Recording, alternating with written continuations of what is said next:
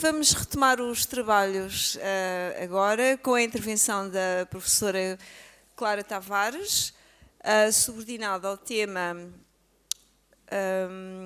Ética, uma reflexão à luz dos conceitos ubaldianos. A professora Clara Tavares é licenciada e mestre em Filosofia.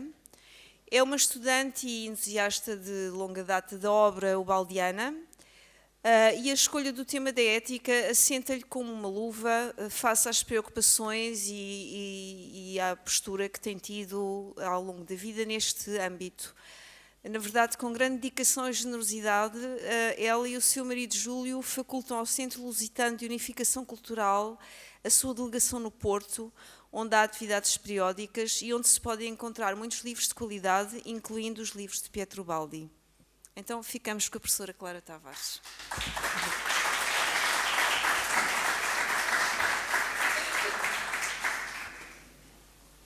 Boa tarde a todos. É com muito gosto que me associo a esta homenagem a Pietro Baldi, que sempre foi para mim uma referência e também é incontornável neste tema que me proponho aqui trazer. Eu vi... Como? Não se ouve? Bem, eu disse. Não sei se já está bem assim. Está bem assim? Não? Também não conseguem ouvir? Talvez assim? Assim está bem? Está melhor? Não? Eu penso que já está assim? Assim? Pronto, obrigada. Então passo a ler o texto que fiz. Em filosofia, é comum definir-se ética como uma reflexão sobre a moral. Ou mesmo é dizer a reflexão sobre a ação humana. Assim? Pronto. Ok.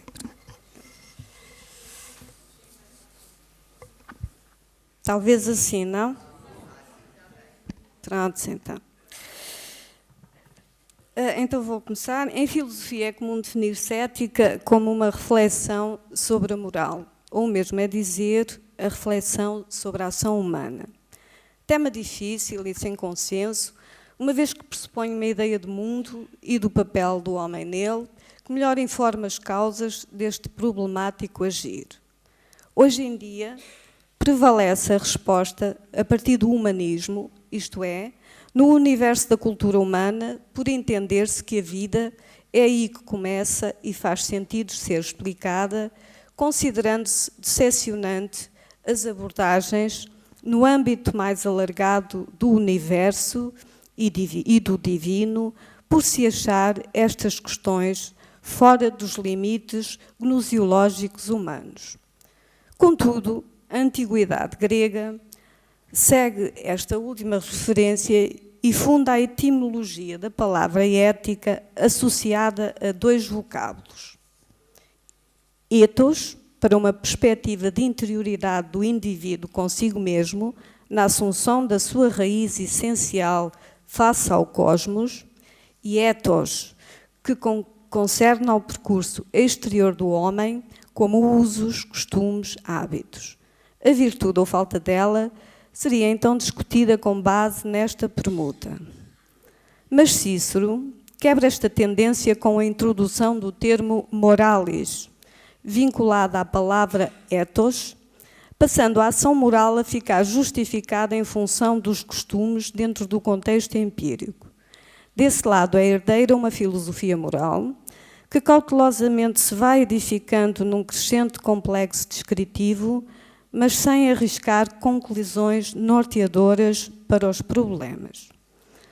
A separação entre filosofia e ciências da natureza, a dada altura do seu percurso comum, acentua a ideia de finitude e absurdo aos problemas humanos e induz os homens a um giro sôfrego e destrutivo, mas garantido face à incerteza de enigmas difíceis de penetrar. Contudo, as ciências têm vindo a reclamar cada vez mais a intervenção da ética, face à emergente necessidade de esclarecer muitos dos seus quadrantes de ação, o que, por sua vez, exige à ética a coerente justificação de um fundamento que a releve como orientadora dos vários problemas, mútua e complexamente imbricados no seio do vasto campo da ação humana. A dificuldade que assiste à sua discussão está na articulação sempre difícil entre a perspectiva de um princípio universal e a inserção numa situação sempre particular, isto é, a dificuldade de formar o juízo moral no encontro do universal e do particular. Pietro Baldi também parte deste pressuposto para a desenvolução de uma sua intuição, numa ideia plena e clarificadora que emerge como um monismo espiritualista e que sempre nos conduz ao mesmo desiderato, que é o da chegada progressiva ao super-homem, ou homem ético. Este evidencia-se no princípio e fim de um imenso percurso, de que há muito lhe perdemos o rastro, mas a que o autor nos mostra como aceder mediante uma nova metodologia de compreensão a partir de nós próprios, possível pelo facto de a realidade não ser somente o que concebemos como objetividade sensorial e inacessível na sua vastidão, mas também um outro lado, o introspectivo e frontal, e portanto mais próximo, íntimo e influente.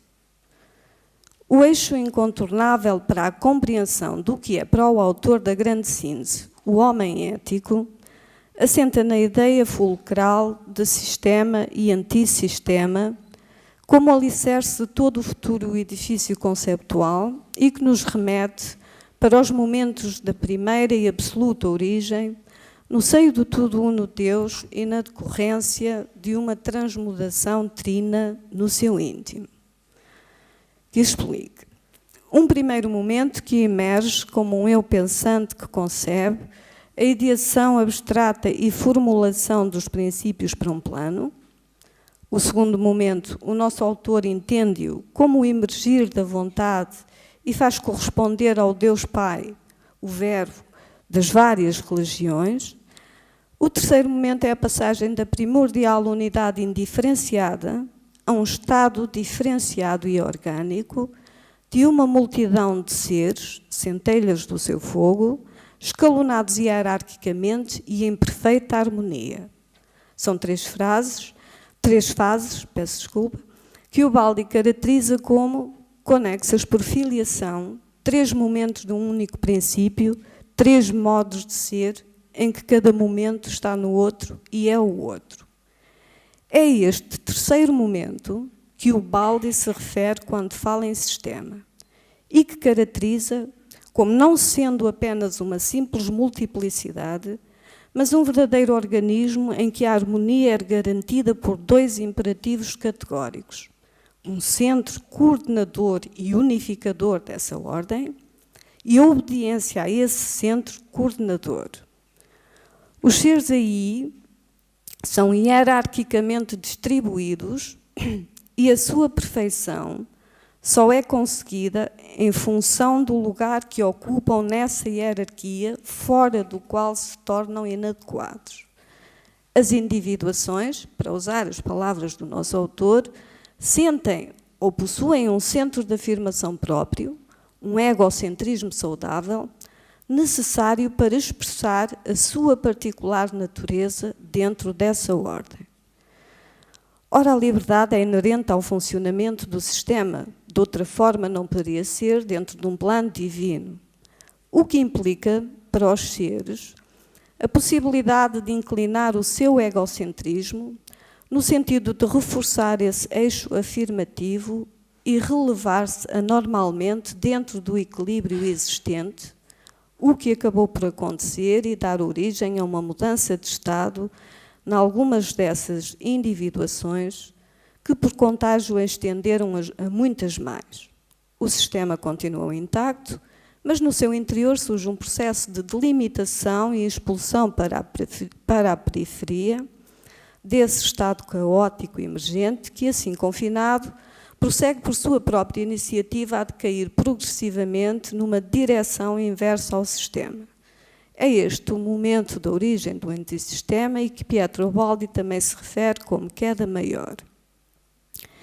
Este antissistema tem então como primeiro significado não uma deslocação espacial, mas um método de atuação oposto ao sistema, que este antecipa e isola no desdobramento de uma tela, espaço-tempo, onde os seres da rebelião, assim confinados, podem esgotar os impulsos desagregadores numa pseudocriação e realidade transitória e ilusória, como resultado deste estado criativo desordenado da criatura na sua imposição egoísta.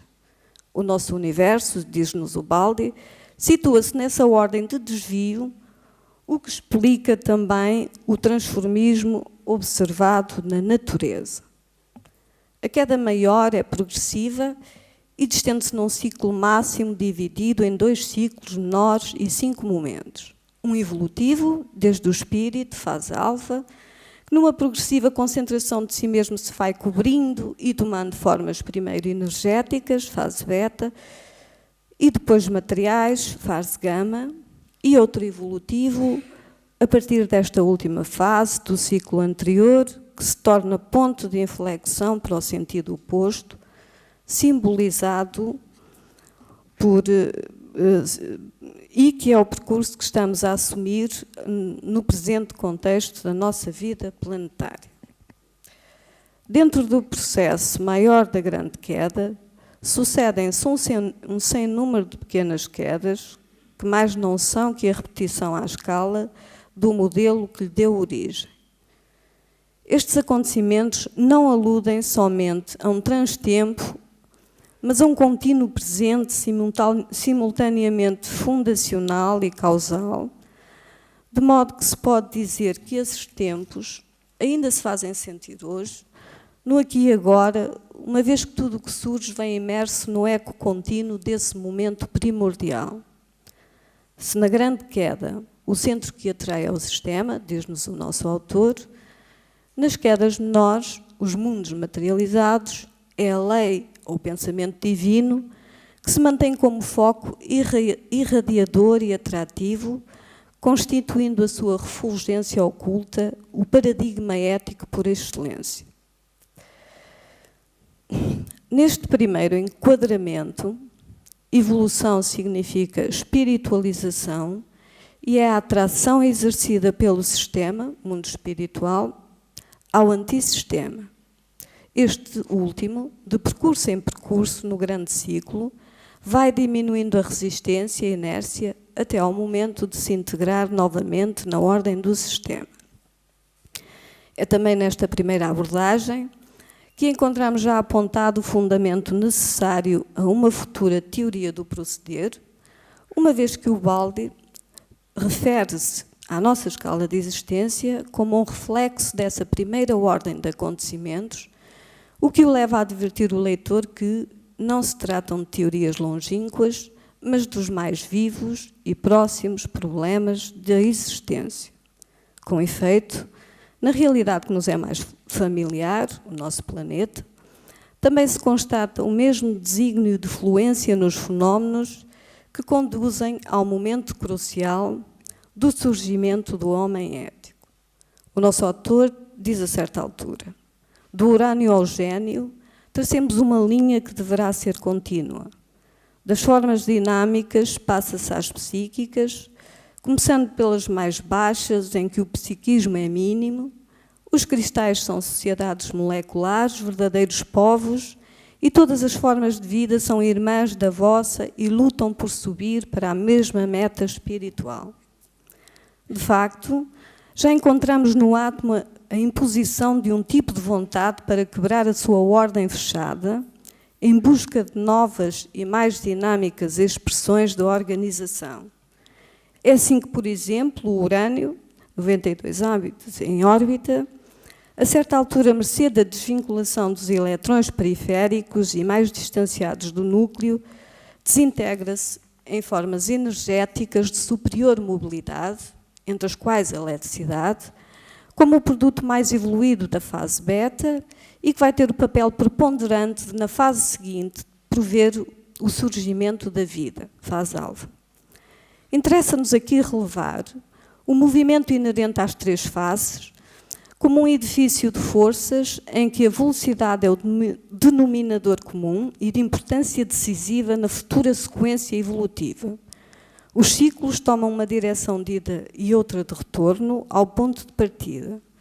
Este retorno é da maior importância, pois não é tanto um retrocesso, mas um recolher e assimilar do projeto cíclico concluído, o que significa sempre o ponto, semente, potencial acumulado para a fase seguinte. Obedecendo a este impulso de regresso, a eletricidade procura então a matéria nas suas estruturas mais leves e imprime-lhe novos movimentos de eixos rotacionais, atraindo os eletrões dispersos, criando vórtices que em sucessivas colisões entre si criam desequilíbrios para logo se refazerem em novos equilíbrios. Vórtices e turbilhões de vórtices, numa extrema complexidade de ligações, promanam linhas de afinidade e um psiquismo emergente que dará origem à longa sequência da química orgânica à célula, desta à planta, ao animal, ao homem, até ao biótipo mais elevado, o super-homem ou homem ético. Este padrão, o dos vórtices, é transversal a toda a manifestação. Encontramo-lo quer na emanação do cosmos, quer nos fenómenos mais ínfimos da natureza, quer nas próprias organizações sociais. Ubaldi chama-lhe o princípio das unidades coletivas e, aplicado às causas sociais, são então uma importante chave para a solução dos problemas psíquicos e de convivência com que nos deparamos atualmente. Se não vejamos, os choques provenientes do meio ambiente, o mundo da vida e das provas, são na fase psíquica espiritual os agentes de desintegração das estruturas da personalidade, hábitos, referências, etc. No mesmo jogo de desequilíbrios e equilíbrios acima referidos, em relação à matéria e à energia, atuando como forças impulsionadoras da evolução. Que forças são essas que se fazem sentir neste novo enquadramento? São as emoções e pensamentos que, embora invisíveis e insuspeitos aos sentidos, têm um peso fortíssimo na nossa ambiência. Manifestam-se também em turbilhões semelhantes aos turbilhões atómicos e, tal como eles, possuem vida própria, constituem pequenas ou grandes potências vitalizadas e temporárias, que, conforme a sua origem, assim será o seu impacto positivo ou negativo. Eu gostaria de acrescentar que tenho aqui uma nota de rodapé, que este assunto está muito bem desenvolvido no livro de Isabel Governo, vice-presidente do Centro Lusitano, no livro Logos, Devas e Elementais, penso que é assim. Foi uma pequena nota, peço desculpa. Por rivalidade, ódio, competição, polémicas e todo tipo de índole separatista causam e alimentam as forças negativas, fortalecendo a vitalidade do antissistema. Por outro lado, os atos integrais, emoções e pensamentos, prefazem pequenas cadeias de ação-reação com os mesmos pontos de ida e de retorno de forças, constituindo a semente do agir. O impulso inicial fica esgotado logo que a causa tiver sido transformada em efeito, ficando o processo sem movimento para continuar. Nunca é demais lembrar, a semente simboliza o princípio universal de expansão e contração dos ciclos.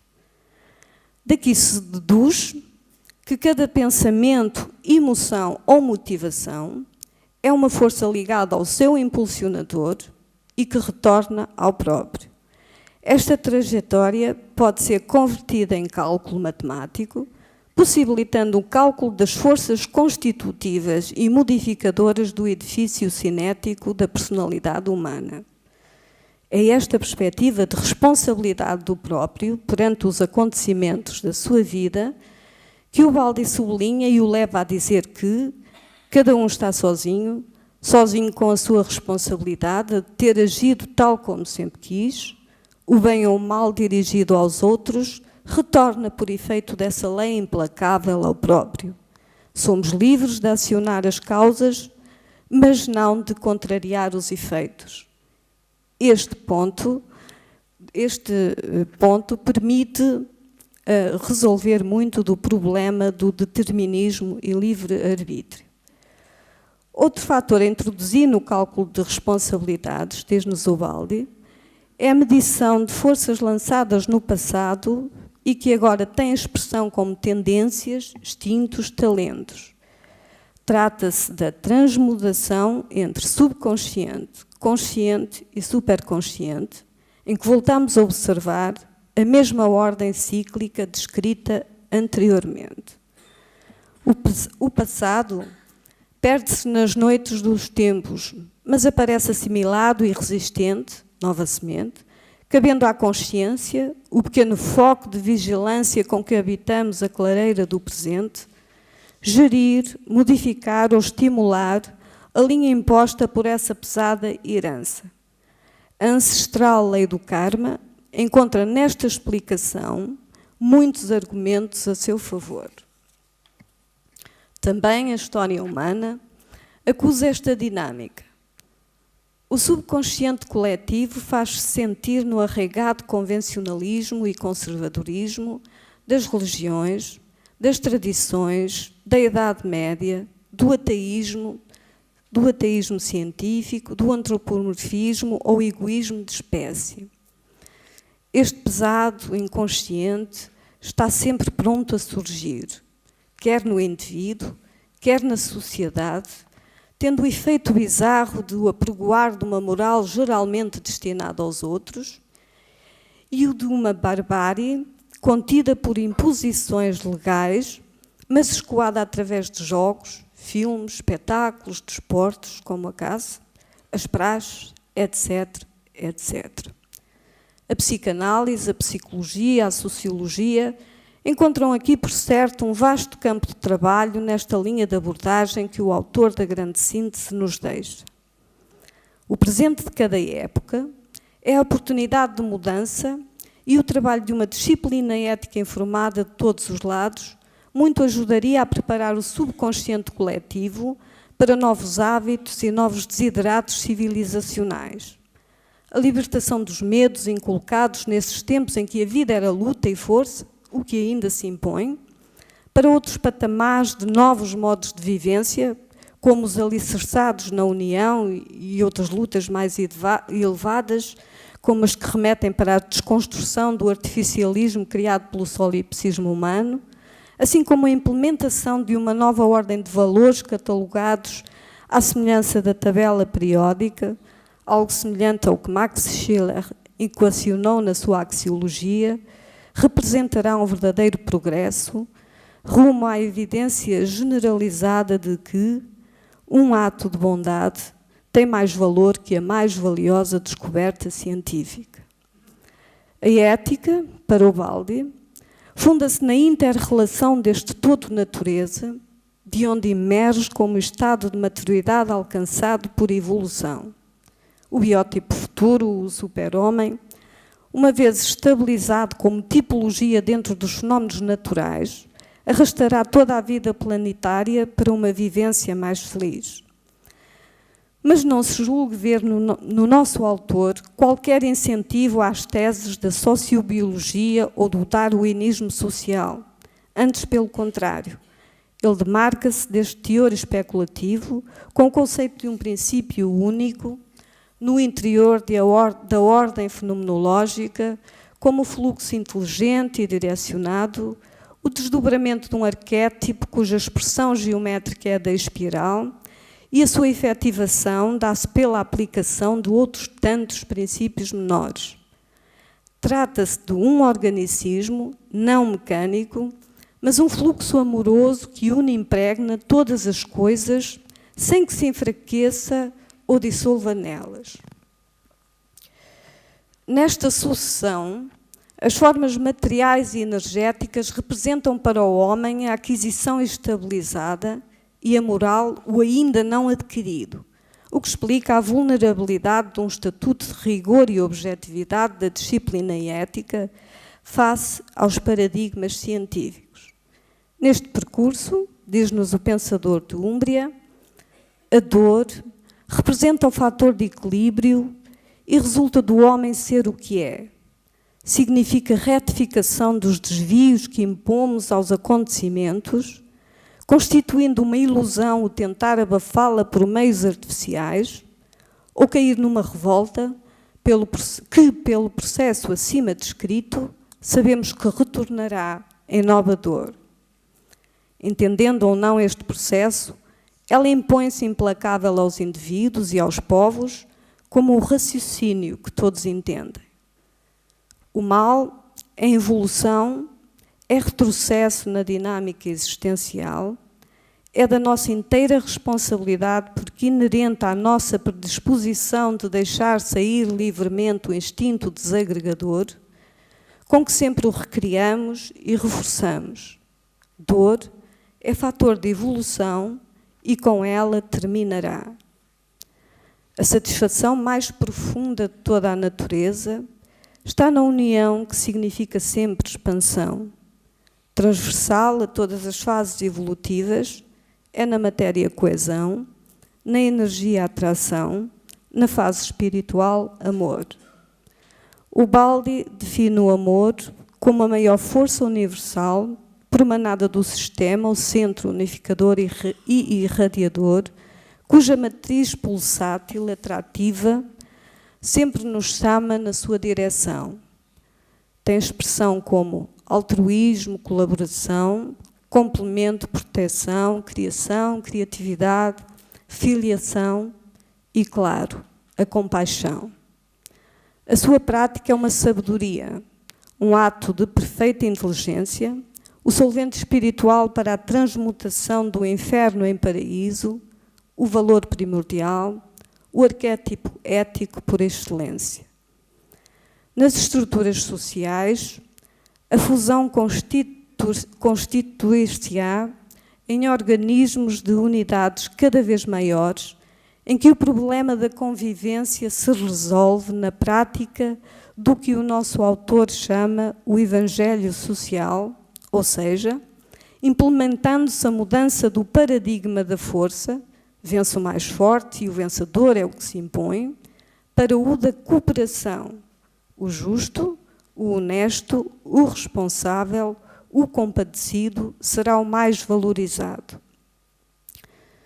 O instinto desagregador também condicionou até hoje os destinos dos povos e transformou o mundo numa colisão de egoísmos com o nome de concorrência, sobre o qual se pratica todos os dias uma luta feroz e desapiedada, arrastando um número infindo de inocentes no seu caudal. Por isso é urgente passar de uma ética simplesmente repressiva e que age depois do mal feito, para uma ética preventiva. A santa obra da educação, como se lhe refere o autor da grande síntese, é onde deve começar esta nova linha de orientação rumo à compaixão, como a maior qualidade de todas e a que revela nos indivíduos a sua capacidade moral. Reconhecer um valor absoluto em si mesmo, a dignidade de existir de todos no seio da natureza e não utilitarista em função da prepotência humana, é uma ideia que se vem afirmando e que com certeza encontrará mais solidez à medida que estas conclusões forem assimiladas aos hábitos humanos. Por isso, a construção de uma sabedoria para a vida, como o alicerce de um projeto ético, de pouco serve se ficar somente na dimensão analítica e descritiva, abstendo-se da sua vocação prescritiva e de constituir o referencial para uma orientação da ação humana à semelhança do que hoje se faz na medicina para o corpo.